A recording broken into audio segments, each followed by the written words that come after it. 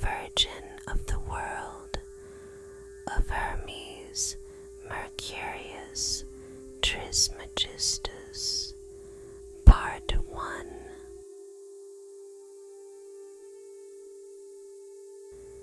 Having thus spoken, Isis first pours out for Horos the sweet draught of immortality which souls receive from the gods, and thus begins the most holy discourse. Heaven, crowned with stars, is placed above universal nature, O my son Horos, and nothing is wanting to it of that which constitutes the whole world. It is necessary then that all nature should be adorned and completed by that which is above her, for this order could not proceed from below to above. The supremacy of the greater mysteries over the lesser is imperative. Celestial order reigns over terrestrial order as being absolutely determined and inaccessible to the idea of death.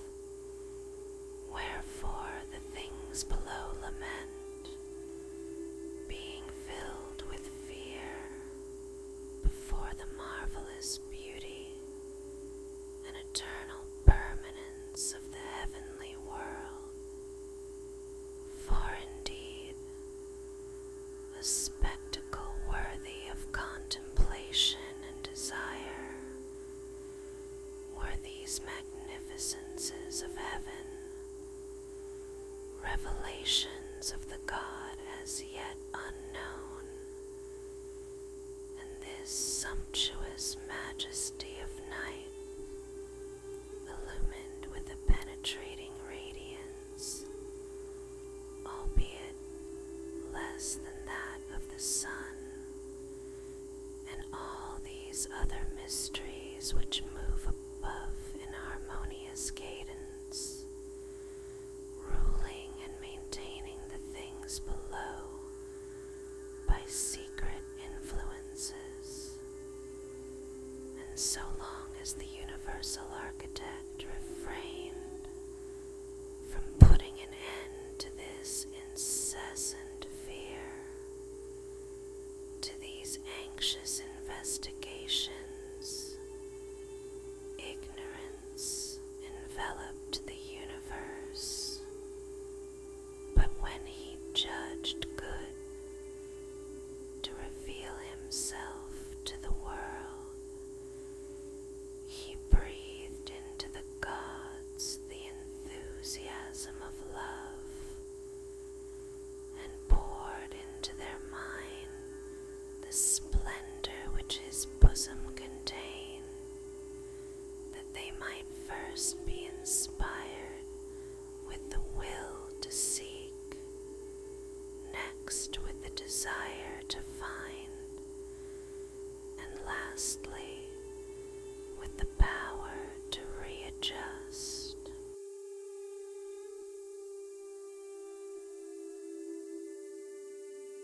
Now, my wondrous child Horos, all this could not happen among mortals, for as yet they did not exist, but it took place in the universal soul in sympathy with the mysteries of heaven. This was Hermes, the cosmic thought. He beheld the universe of things, and having seen, he understood, and having understood, he had the power to manifest and to reveal.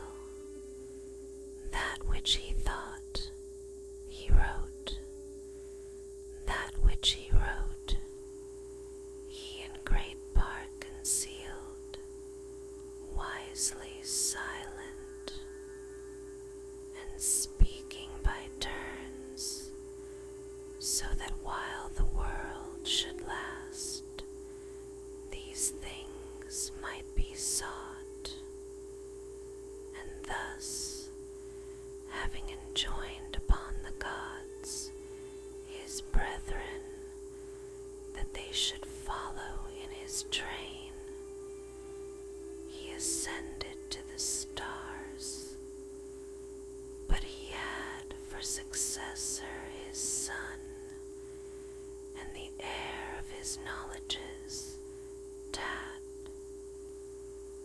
and a little later, Asclepios, son of Imhotep, by the counsels of Pan and Hephaestus, and all those for whom sovereign providence reserved an exact knowledge of heavenly things.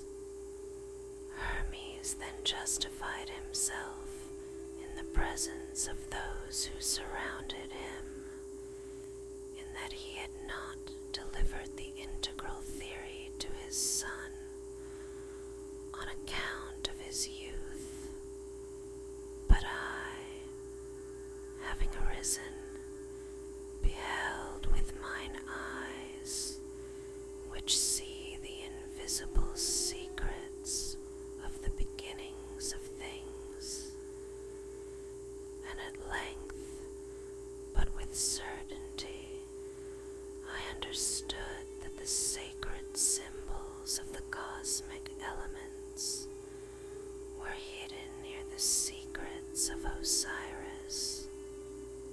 Hermes returned to heaven, having pronounced an invocatory speech. It is not fitting, O my son, that this recital be left incomplete. Thou must be informed of the words of Hermes when he laid down his books. O sacred books, he said,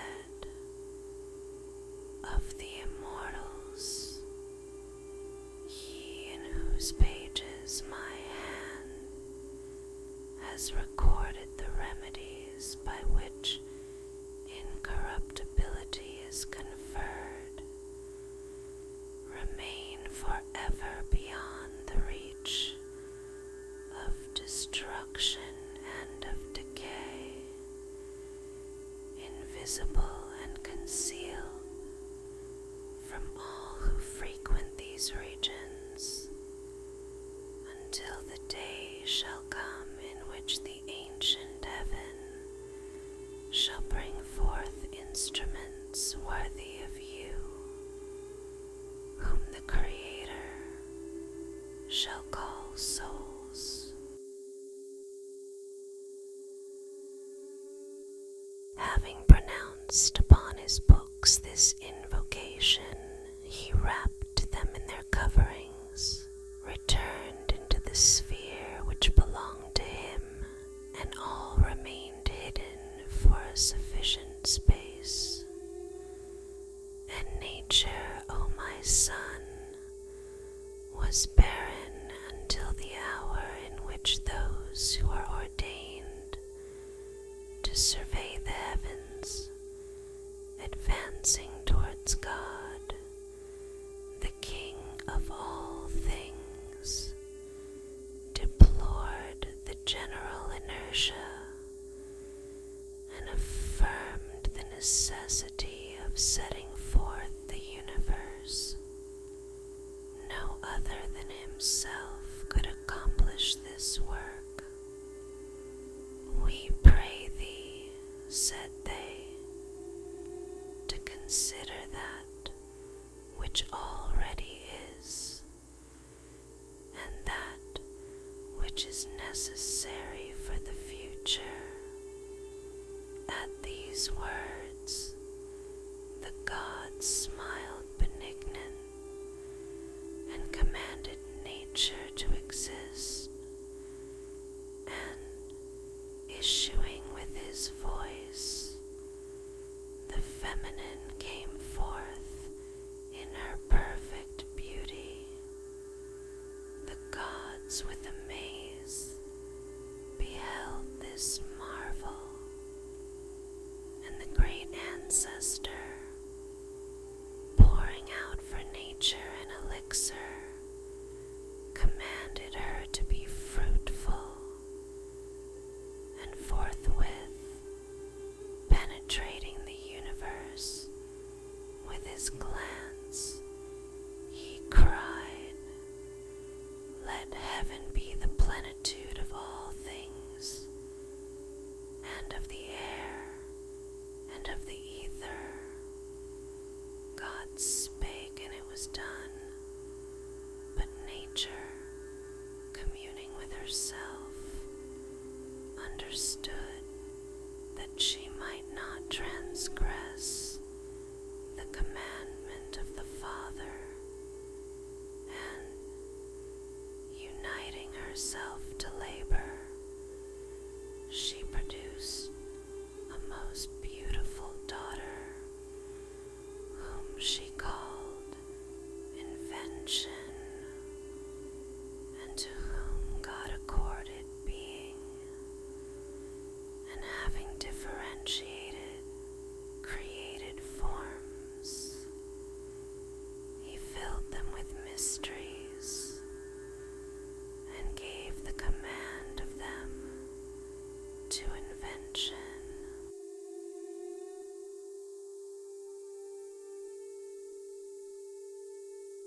Then, not willing that the upper world should be inactive, he saw fit to fill it with spirits, in order that no region should remain in immobility and inertia.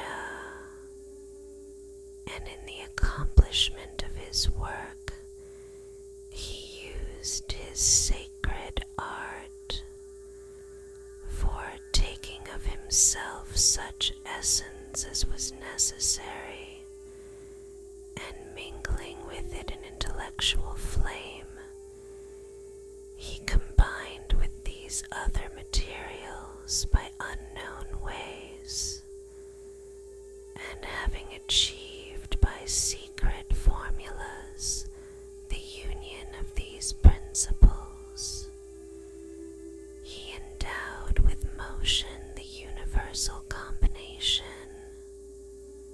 Gradually, in the midst of the protoplasm, glittered a substance more subtle, pure, more limpid than the elements from which it was generated. It was transparent, and the artist alone perceived it.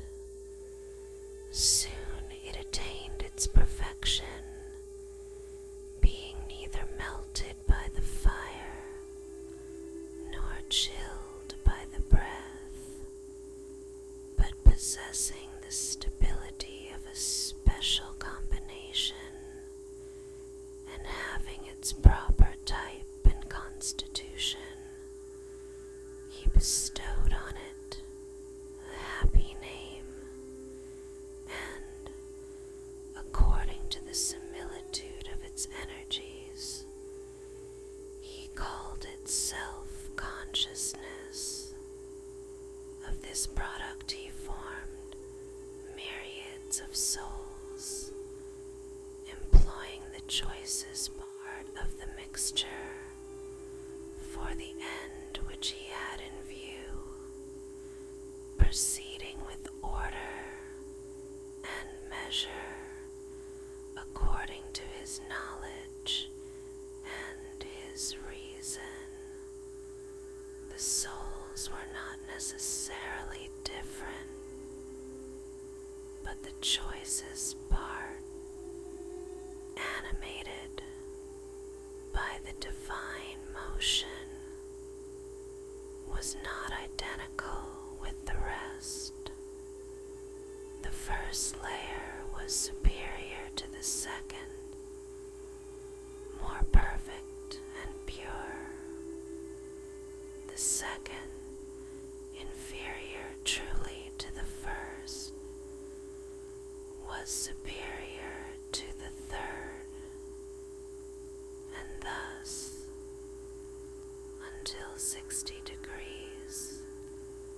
was completed the total number. Only God established this law, that all equally should be eternal,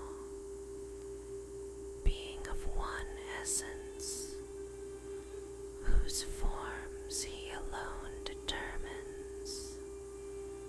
He traced the limits of their sojourn on the heights of nature, so that they might turn the wheel according to the laws of order and of wise discretion, for the joy of their Father.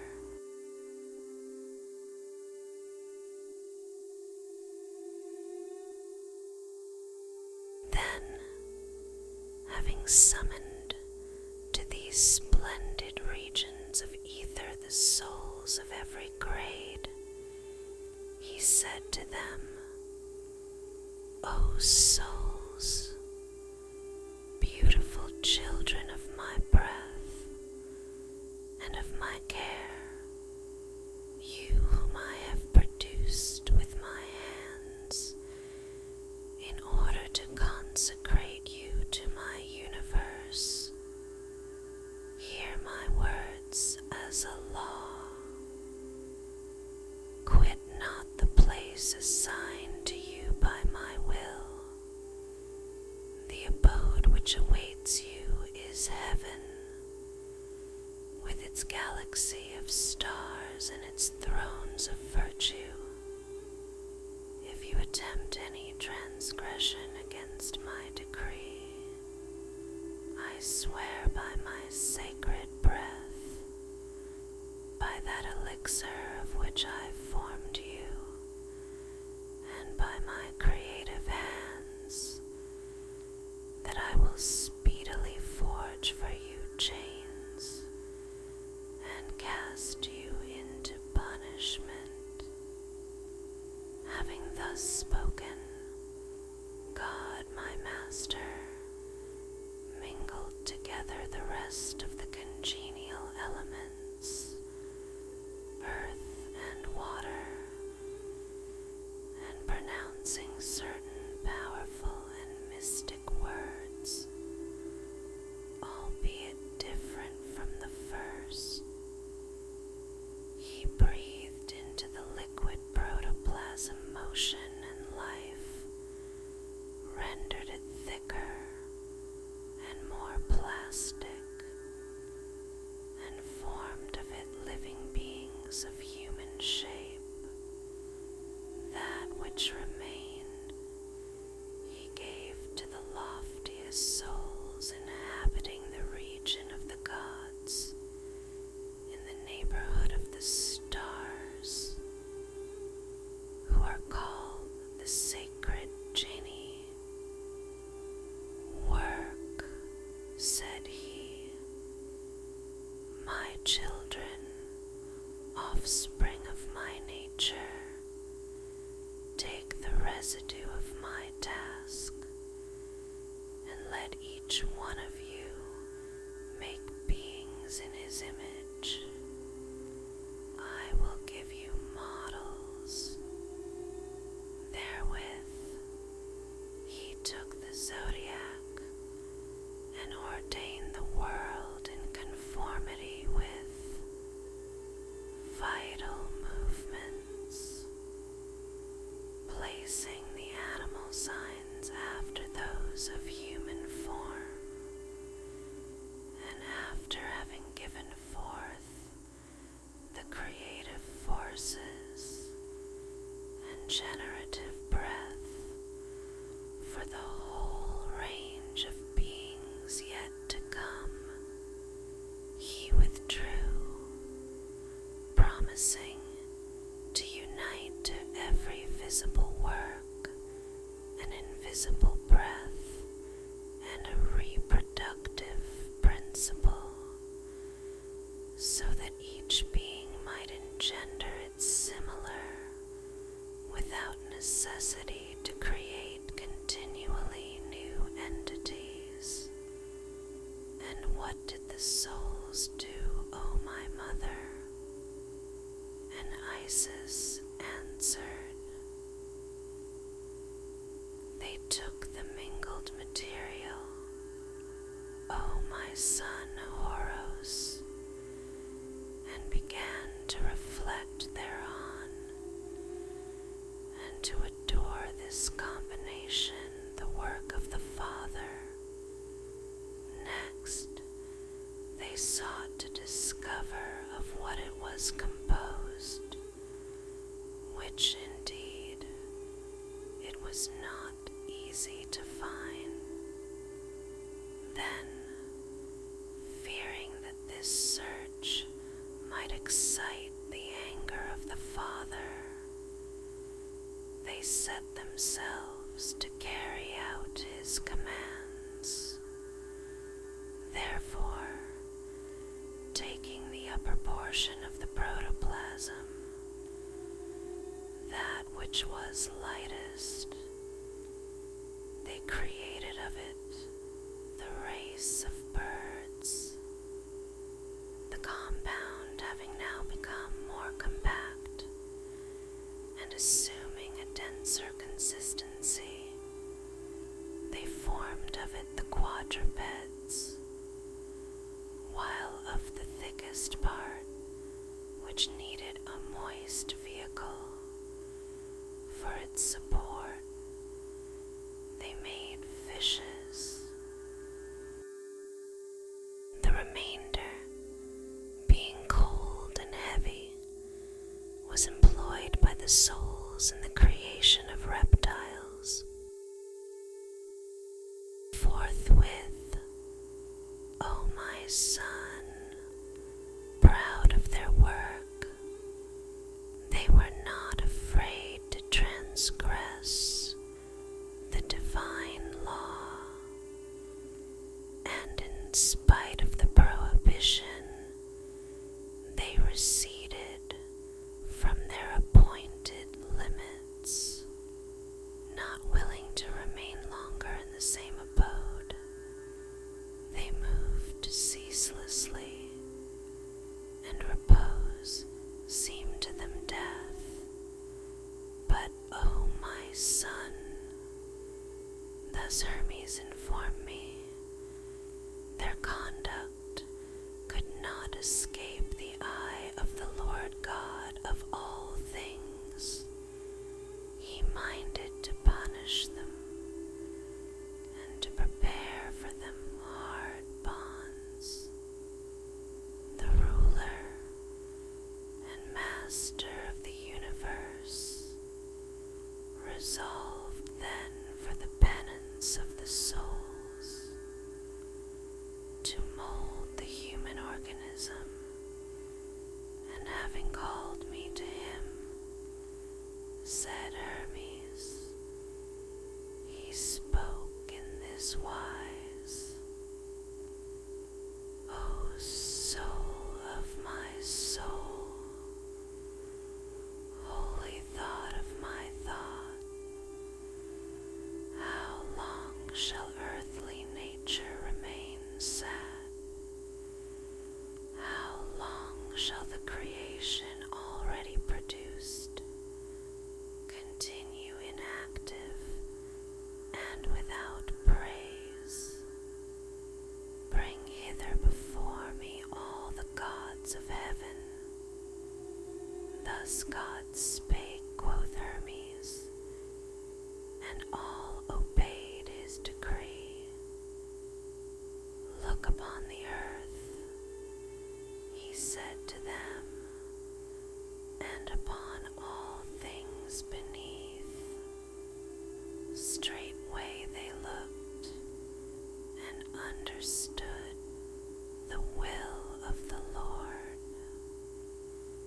And when he spoke to them of the creation of man, asking of each what he could bestow upon the race about to be born, the Son first replied, I will illumine mankind. Then the moon promised enlightenment in her turn,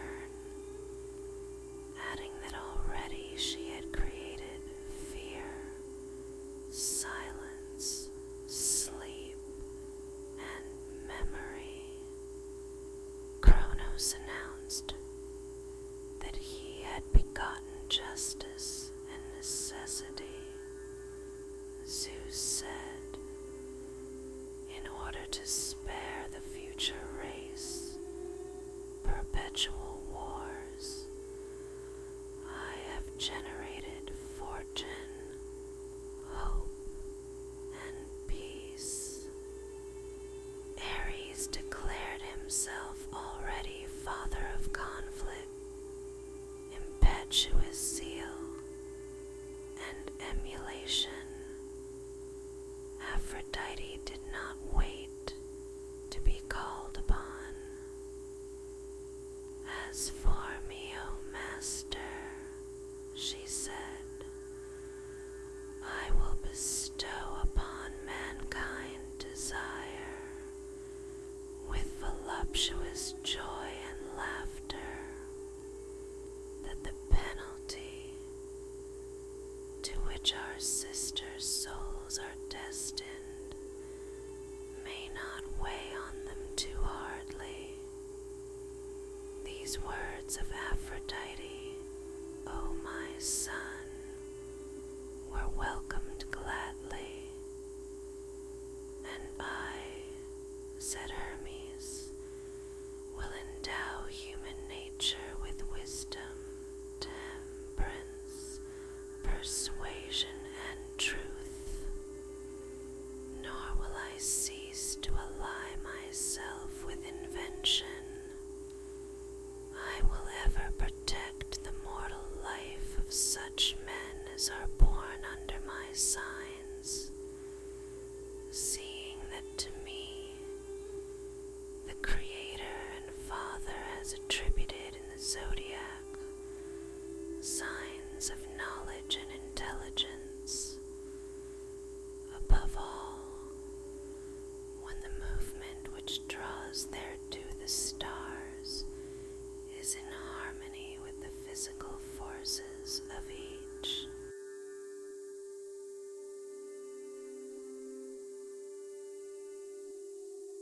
He who is master of the world rejoiced at hearing these things, and decreed the production of the human race. As for me, said Hermes, I sought what material ought to be employed in the work, and invoked the Lord. He commanded the souls to give up the residue of the protoplastic substance, which having taken, I found it entirely dried up. Therefore, I used a great excess of water wherewith to renew the combination of the substance in such wise that the product might be resolvable, yielding, and feeble, and that force should not be added therein to intelligence. When I had achieved my work, it was beautiful, and I rejoiced in seeing it. And from below, I called upon the Lord to behold what I had done. He saw it and approved. Straightway, he ordained that the souls should be incorporated, and they were seized with horror on learning what should be their condemnation. These words, said Isis, struck me. Hearken, my son Horus, for I teach thee a mystery. Our ancestor Camephes had it also from Hermes, who inscribes the recital of all things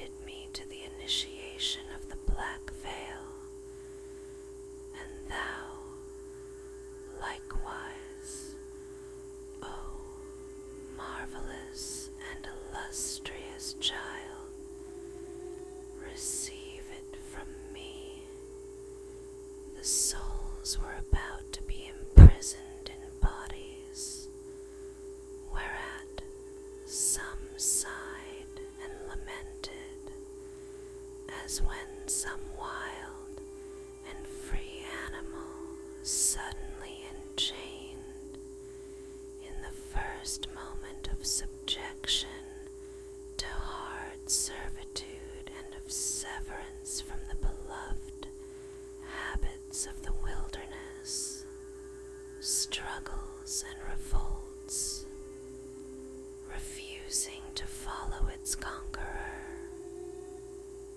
and if occasion presents itself, slaying him. Others, again, hissed like serpents, or gave vent to piercing cries and sorrowful words, glancing aimlessly from height to depth. Great heaven, said one, principle of our birth, ether, pure airs, hands, and sacred breath of the sovereign God, and you, shining stars, eyes of the gods, unwearying light of sun and moon, our early brethren, what grief, what rending is this? Must we quit these vast, effulgent spaces, this sacred sphere, all these splendors of the Empyrean and of the happy republic of the gods, to be precipitated into these vile and miserable abodes? What crime, O wretched ones, have we committed? How can we have merited, poor sinners that we are, the penalties which await us? Behold the sad future in store for us, to minister to the wants of a fluctuating and dissoluble body. No more may our eyes distinguish the souls divine. Hardly through these watery spheres shall we perceive with sighs our ancestral heaven. At intervals even we shall cease altogether to behold it. By this disastrous sentence, direct vision is denied to us. We can see only by the aid of the outer light. These are but windows that we possess, not eyes. Nor will our pain be less when we hear in the air the fraternal breathing of the winds with which no longer can we mingle our own, since that will have for its dwelling, instead of the sublime and open world, the narrow prison of the breast. But thou, who drivest us forth, and causest us from so high a seat to descend so low, assign a limit to our sufferings. O Master and Father, so quickly become indifferent to thy handiwork, appoint a term to our penance. Deign to bestow on us some last words, while yet we are able to behold the expanse of the luminous spheres.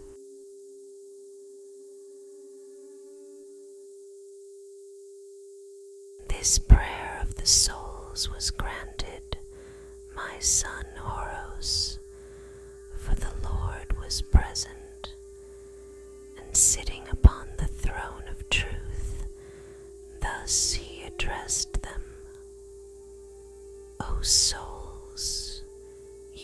be governed by desire and necessity. After me, these shall be your masters and your guides, souls subjected to my scepter, which never fails. Know that inasmuch as you remain stainless, you shall inhabit the regions of the skies. If among you any be found to merit reproach, they shall inhabit abodes destined to them in mortal organisms. If your faults be light, you shall delivered from the bond of the flesh, return to heaven. But if you become guilty of graver crime, if you turn away from the end for which you have been formed, then indeed you shall dwell neither in heaven nor in human bodies, but thenceforth you shall pass into those of animals without reason. Having thus spoken, O my son Horus, he breathed upon them and said, "It is not according to chance that I have ordained your destiny. If you act ill, it will be worse. It will be better if your actions are worthy of your birth. It is myself and not another who will be your witness and your judge. Understand that it is because of your past errors that you are to be punished and shut up in fleshly bodies, in different bodies, as I have already told you. Your rebirths will be different. Dissolution shall be a benefit, restoring your former happy condition. But if your conduct be unworthy of me, your prudence, becoming blinded and guiding you backwards, will cause you to take for good fortune that which is really a chastisement, and to dread a happier lot, as though it were a cruel injury. The most just among you shall in their future transformations approximate to the divine, becoming among men upright kings, true philosophers, leaders and legislators, true seers, collectors of salutary plants, cunning musicians, intelligent astronomers, wise augurs, instructed ministrants, all beautiful and good offices, as among birds are the eagles which pursue not, nor devour those of their own kind, and do not permit weaker ones to be attacked in their presence, because justice is in the nature of the eagle. Among quadrupeds, the lion, for he is a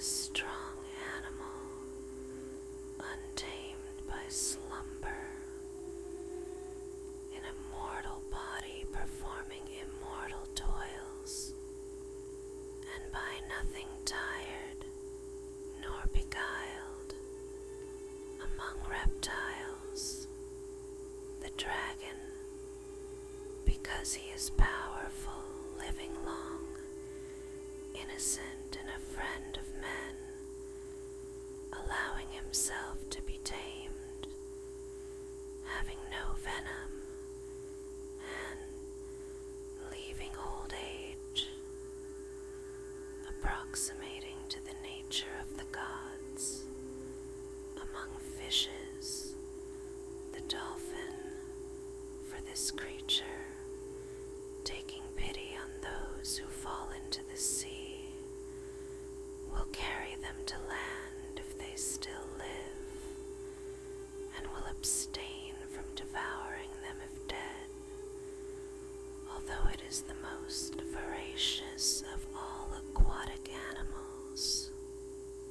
Having spoken these words, God became an incorruptible intelligence, i.e., resumed the unmanifest.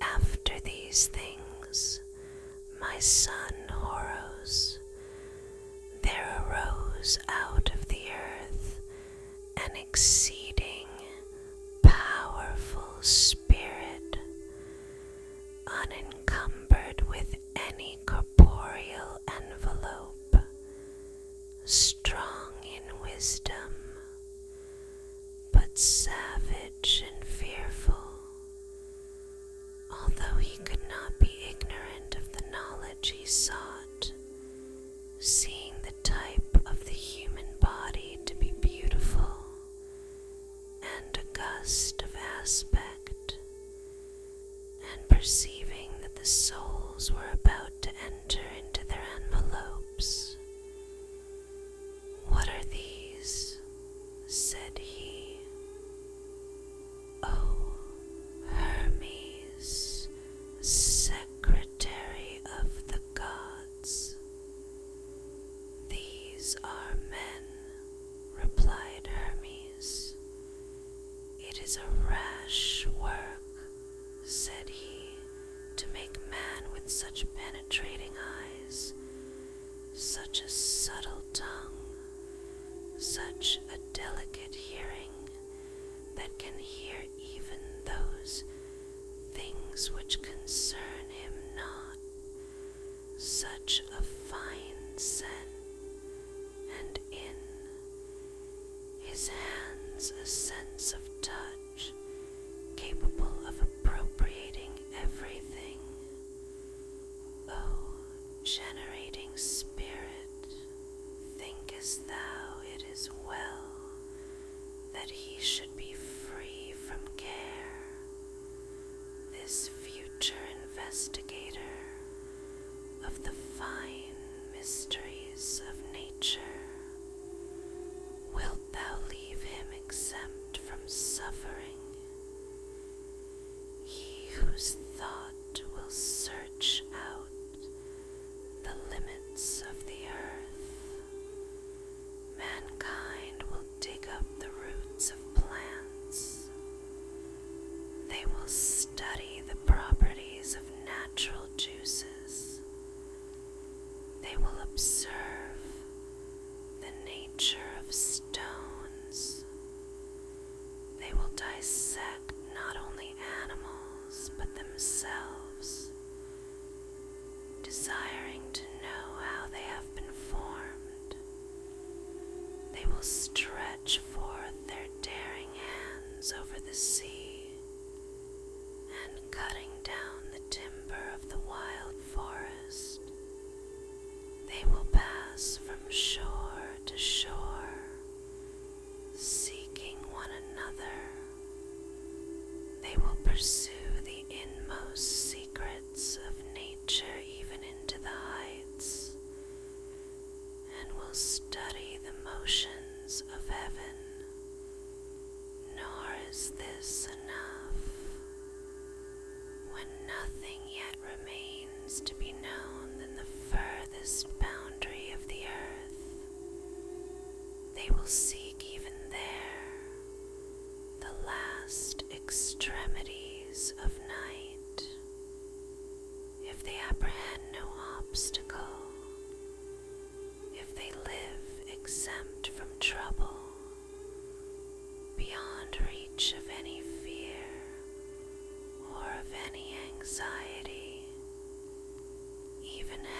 itself will not arrest their audacity. They will seek to extend their power over the elements.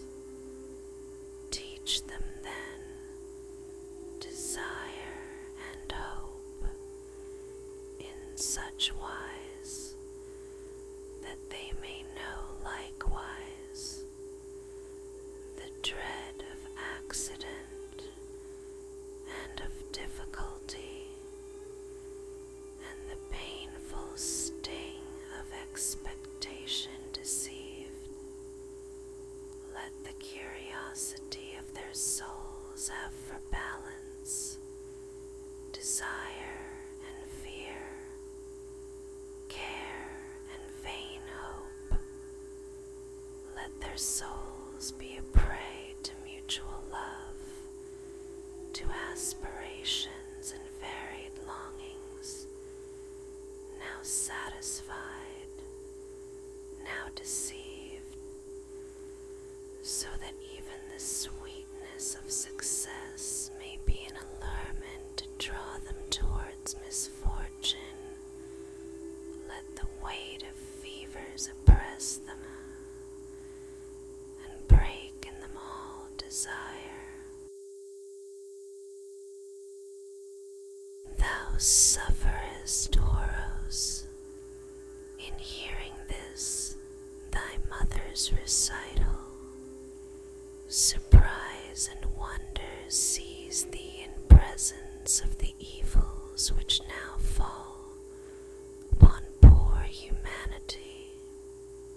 That which thou art about to hear is still more sad. The speech of Momos pleased Hermes. He deemed his advice good, and he followed it. "Oh, Momos," said he, "the nature of the divine breath which enwraps all things shall not be ineffectual. The Master of the universe has charged me to be his agent and overseer. The deity of the penetrating eye, Adrastia, will observe and direct all events, and for my part, I will design a mysterious instrument, a measure inflexible and inviolable, to which everything shall be subject from birth even to final destruction, and which shall be the bond of created entities. This instrument shall rule that which is on the earth and all the rest." It is thus, quoth Hermes, that I spoke to Momos, and forthwith the instrument operated. Straightway the souls were incorporated, and I was praised for my work. Then the Lord summoned anew the assembly of the gods. They gathered together, and he thus addressed them: "Gods, who have received a sovereign and imperishable nature, and the sway of the vast eternity, ye whose office it is to maintain unceasingly the mutual harmony of things, how long shall we govern an empire unknown? How long shall creation remain invisible to the sun and moon? Let each of us undertake his part in the universe. by the exercise of our power, let us put an end to the cohesion of inertia. Let chaos become a fable incredible to posterity. Inaugurate your great labors. I will direct you, he said, and immediately the cosmic unity, until now obscure, was opened, and in the heights appeared the heavens with all their mysteries. The earth, hitherto unstable, grew more solid beneath the brightness of the sun, and stood forth, adorned with enfolding riches. All things are beautiful in the eyes of God, even that which to mortals appears uncomely, because all is made according to the divine laws, and God rejoiced in beholding his works filled with movement, and with outstretched hands grasping the treasures of nature. Take these, he said, O sacred earth, take these, O venerable one, who art to be the mother of all things, and henceforth let nothing be lacking to thee.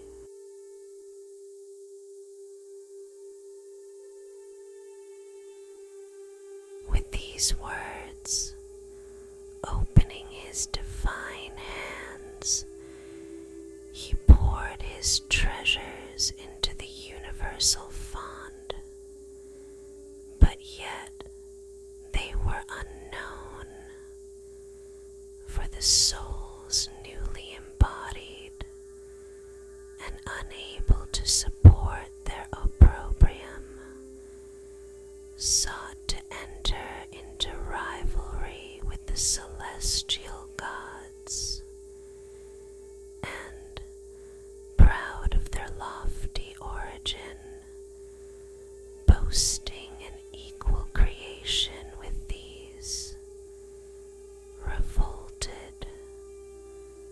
Thus men became their instruments, opposed to one another, and fomenting civil wars, and thus force oppressing weakness. The strong burnt and massacred the feeble, and quick and dead were thrust forth from the sacred places. Then the elements resolved to complain before the Lord of the savage condition of mankind, for the evil being already very grievous. The elements hastened to God the Creator, and pleaded in this wise, the fire being suffered to speak first. O Master, he said, Maker of this new world, thou whose name, mysterious among the gods, has hitherto been revered among all men, how long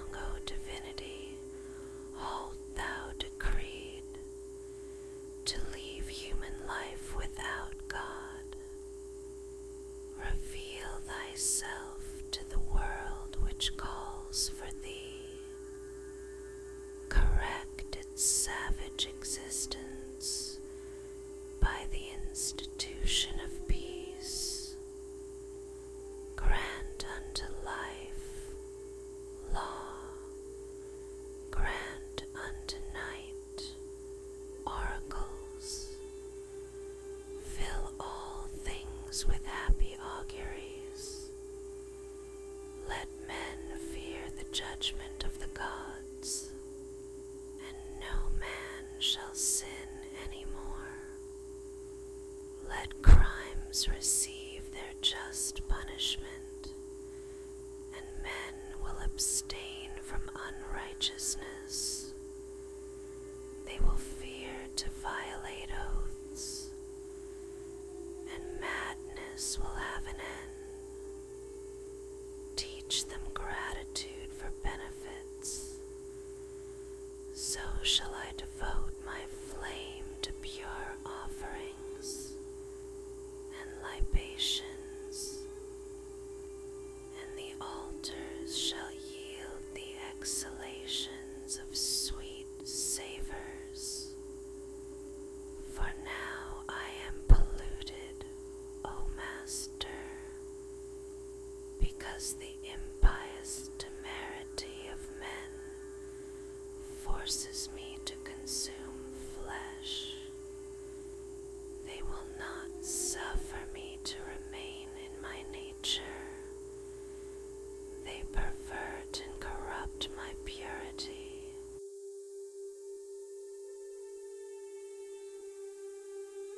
The air spoke in its turn. I am defiled by the effluvium of corpses, O Master. I am becoming pestilent and unwholesome, and from on high I witness things which I ought not to behold.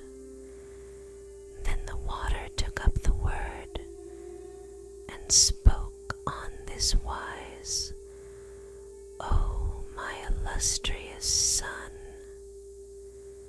Father and wondrous Creator of all things, Divinity incarnate, Author of nature, who brings forth all through thee. Command the waters of the streams to be always pure. For now both rivers and seas are compelled to bathe the destroyer and to receive his victims. Then at the last the earth appeared, O my glorious Son, and thus began: O King, chief of celestial choirs and lord of their orbits, master and father of the elements, which lend to all things increase and decrease, and into which all must return. Behold how the impious and insensate tribe of man overspreads me, O venerable one, since by thy commands I am the habitation of all beings, bearing them all, and receiving into my bosom all that is slain. Such is now my reproach. Thy terrestrial world, in which all creatures are contained, is bereft of God, and because they revere nothing, they transgress every law, and overwhelm me with all manner of evil works. To my shame, O Lord, I admit into myself the product of the corruption of carcasses. But I, who receive all things, would fain also receive God. Grant to earth this grace, and if thou comest not thyself, for indeed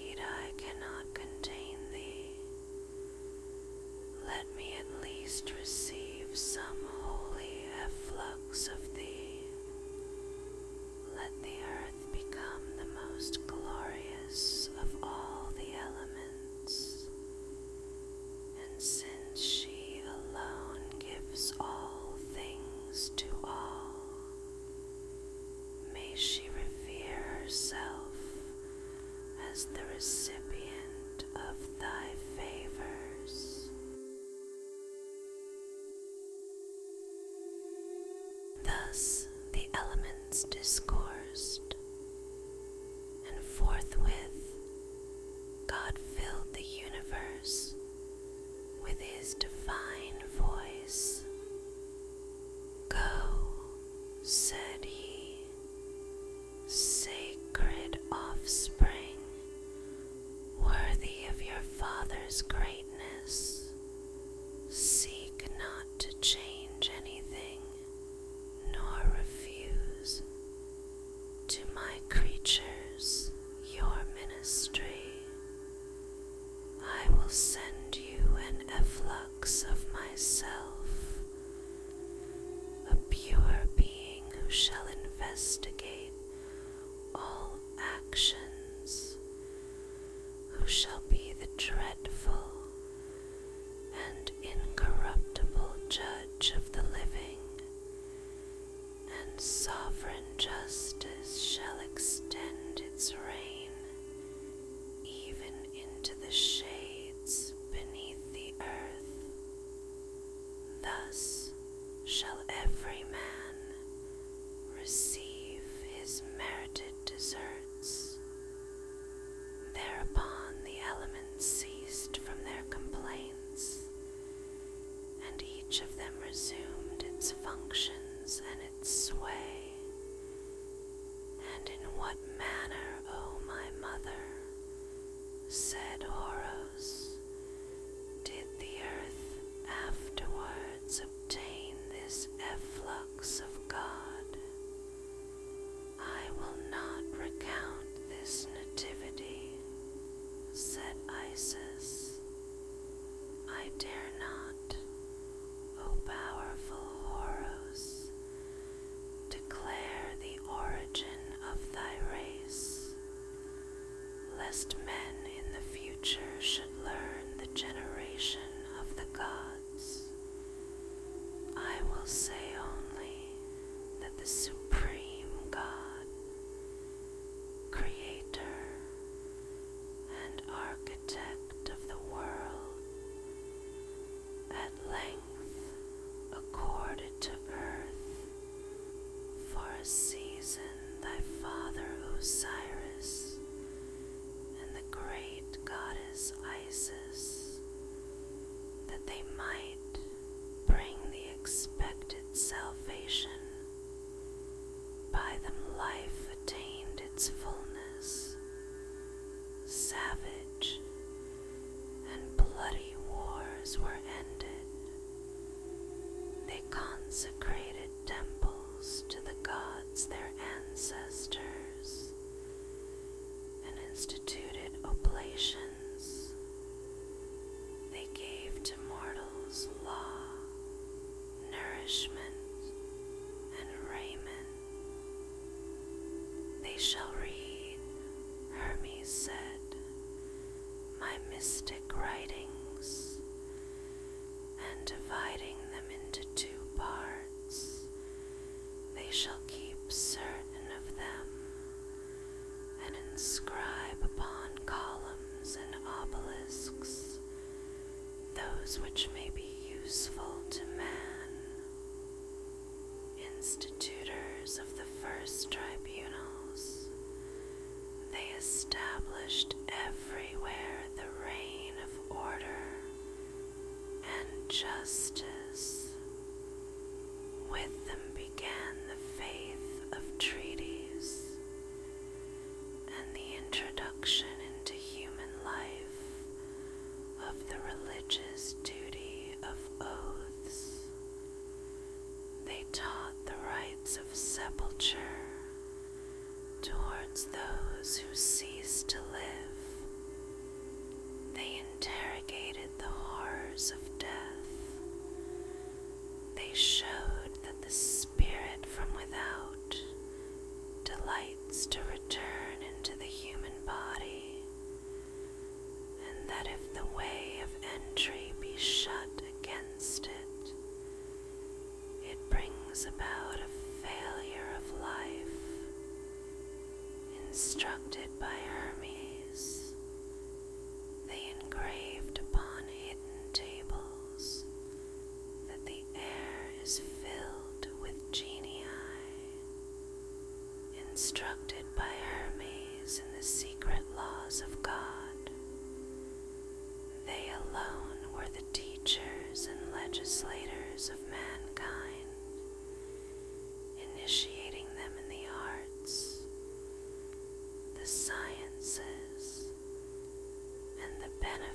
laws of civilized life, instructed by Hermes concerning the sympathetic affinities which the Creator has established between heaven and earth, they instituted religious representations and sacred mysteries, and, considering the corruptible nature of all bodies, they ordained prophetic initiation so that the prophet who lifts his hands to the gods should be instructed in all things, and that thereby philosophy and magic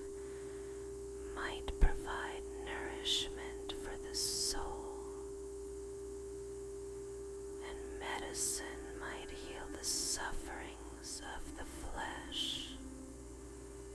Having performed all these things, O my son, and seeing the world arrived at its fullness, Osiris and I were recalled by the inhabitants of heaven, but we could not return thither without having first praised the Lord, so that the celestial vision might fill the expanse, and that the way of a happy ascension might open before us, since God delights in hymns.